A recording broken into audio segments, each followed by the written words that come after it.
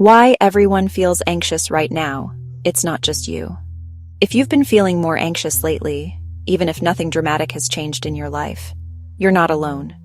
In fact, this sense of unease, restlessness, and mental exhaustion is more common than ever.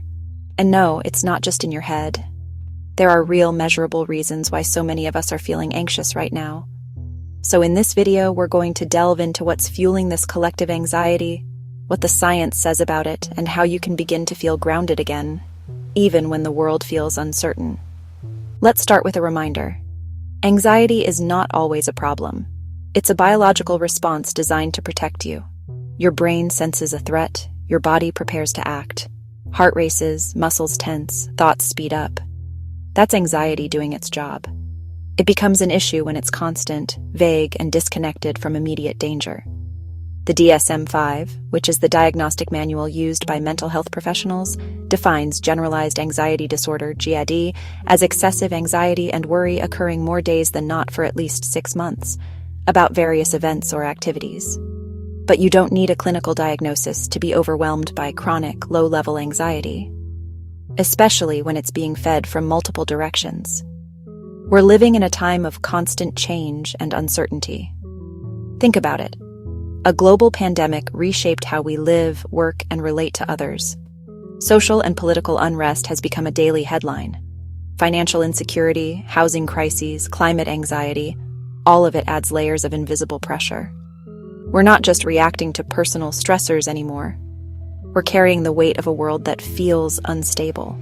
Your nervous system doesn't know how to ignore that. It reacts as if you're constantly under threat, even if you're safe on the outside. Here's the truth. Your brain wasn't designed to process this much information, this quickly, all the time. Studies show that the average person now consumes the equivalent of 34 gigabytes of content a day, far more than our ancestors experienced in a lifetime. Social media, news alerts, endless scrolling, they all keep our brains in a constant state of stimulation. And every time your brain senses potential danger, whether it's a news story, an argument online, or a scary social media content, it activates the amygdala, the fear center. When this happens repeatedly, your baseline stress level rises, and eventually your brain forgets how to turn off the alarm.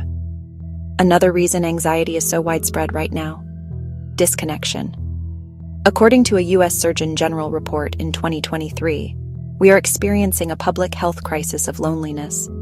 Even though we're more connected online than ever, real emotional connection, deep, face-to-face human support, is missing for many people.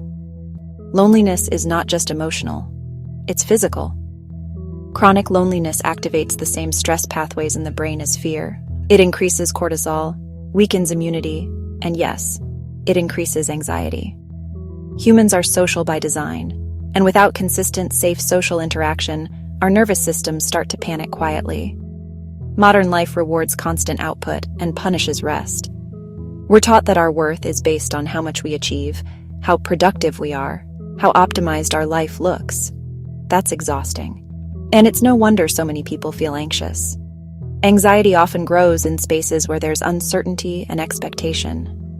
When we're constantly trying to do more, be more, achieve more, without space to reflect or breathe, the brain interprets that as threat.